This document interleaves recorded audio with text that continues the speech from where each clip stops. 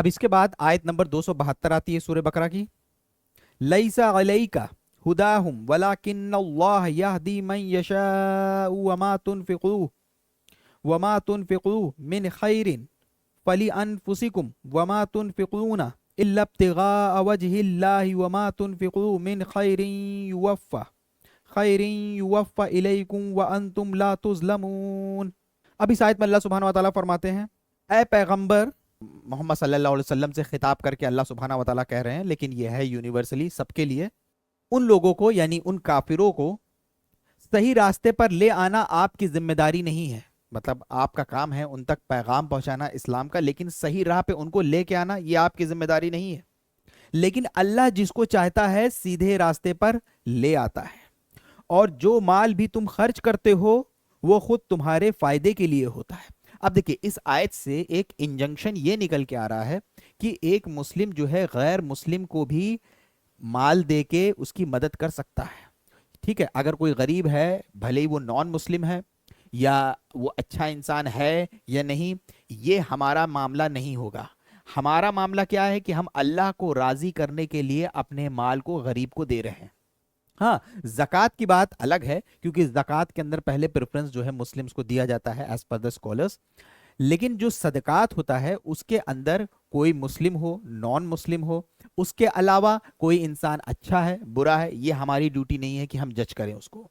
अगर वो ज़रूरतमंद है, वो नीडफुल है, तो हमें, अगर हम उसको अल्लाह की रज़ा में उसको माल खर्च करते हैं तो अल्लाह उसका सवाब हमें अता करेगा।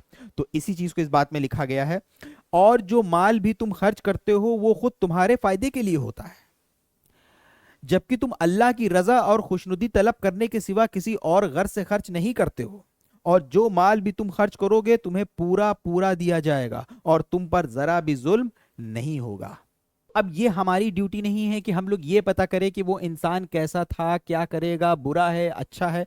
हमारी नीयत काउंट होती है, और हमारे जो सदकात हैं ये किस तरीके से किस इंसान के लिए काम आ जाएंगे ये हम नहीं जानते। इसकी बहुत बेहतरीन मिसाल हम आपको पेश करते हैं। इब्न खसीर अपनी तफसीर में लिखते हैं, एक वाक्या उन्होंने कोट किया है कि एक आदमी जो होता है वो जाता है सदका देने के लिए, तो उसको नेक्स्ट डे पता चलता है कि जिसको उसने सदका दिया था वो एक एडल्ट्रेस थी।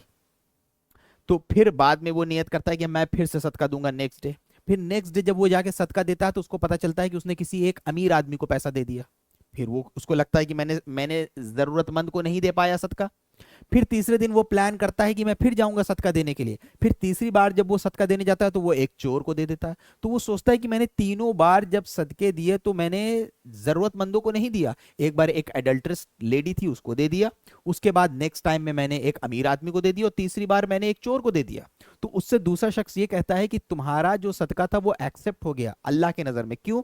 क्योंकि जो एडल्ट्रेस को तुमने सदका दिया था हो सकता है तुम्हारे पैसे की वजह से अपना वो गलत काम छोड़ दे, और जो अमीर आदमी को तुमने सदका दिया था हो सकता है कि उसके अंदर गैरत जाग जाए और वो भी लोगों को पैसा देने लगे, यानी गरीबों की मदद करने लगे।